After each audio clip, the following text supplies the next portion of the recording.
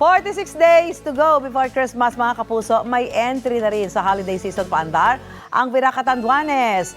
Papasok pa lang sa compound na ito sa Barangay Bigaa, kumukuti-kutitap na ilaw at makukulay na dekorasyon na agad ang babati sa iyo. Karamihan sa mga palumuting ito ay gawa sa recycled materials, gaya ng snowman figure na yari sa plastic cups at parol na gawa sa plastic bottles.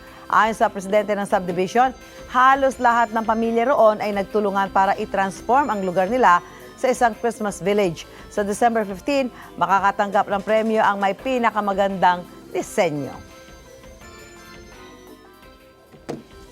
Mauna ka sa mga balita, bisitahin at mag-subscribe sa GMA Integrated News sa YouTube. Sa mga kapuso abroad, samahan nyo kami sa GMA Pinoy TV at sa www.gmanews.tv.